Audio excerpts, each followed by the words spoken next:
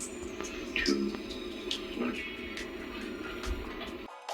Welcome to Antymatters. Hello everyone, Leafcutters getting an update this week. They've been doing really well. Despite their diet, they're continuing to get bigger and bigger. The fungus has nearly doubled since last update, even though the food has been halved. Let's have a look in the Wakushi Leafcutter pod. 10% off with code antymatters at checkout. Here it is, 6 weeks ago. About an apple sized. It looked real nice and healthy. Fast forward to now, about 2 apples I'd say. They've been making more fungus like there's no tomorrow. I love seeing all the casts out and about doing jobs. The packs of the smallest workers still regularly appear. It never fails to amaze me the polymorphism of these girls. I'm not 100% sure what the little girls are up to, but maybe harvesting fungi to feed in the nursery. From micro to macro, the medium-sized workers chomp down the leaves with their reliable technique of 1 or 2 ants anchoring it and the rest of them munching it down. I've begun noticing some really large workers too. I don't think they're the biggest ones, as mine are too young for super majors. The biggies are real impressive still though. Their head muscles are huge. So far I've only witnessed them in the pod, so I guess they are for security over harvesting and processing. I haven't seen them chomping on any leaves either. I bet their bite could take your finger off though. I don't intend to investigate what would happen if I prodded one. Probably include a lot of blood. Looking at the fungus, there's very little dead fungus anymore. I've even seen it come back to life, in a way. I spotted the ants refreshing an area though, with more leaf matter, and it worked. It came back to life. I reckon the water drinker access is aiding this, as since introduction the fungus has been so persistent.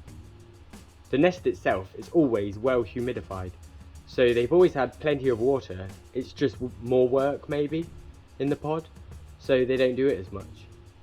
Whatever the case, they've been obsessed with the drinker for nearly 2 months now, and it's permanently busy. Let's jump over to the tank. As usual, the drinker's busy. You should be able to buy these white drinkers soon from aestheticants.com. They're really nice, I think, and yeah, definitely go and have a look. It shouldn't be long. The rest of the outworld is pretty messy really, and there's some dandelion leaves that was today's meal. I thought I'd time-lapse them feeding, and it would make a real great video, but typically with these ants, the moment the camera comes out, they refuse to work. I paid them with leaves, what more do they want? They are slowly chopping them down though.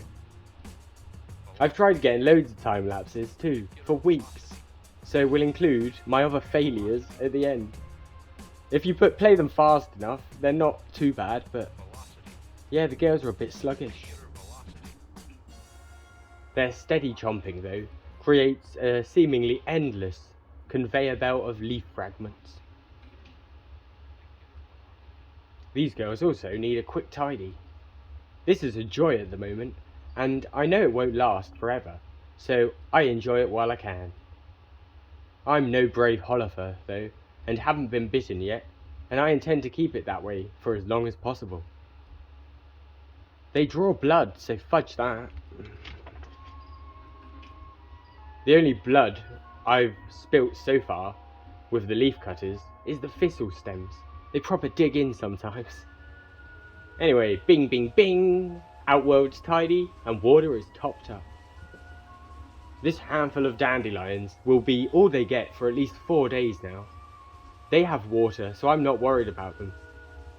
They went 6 days without a feed the other day, with 0 problems.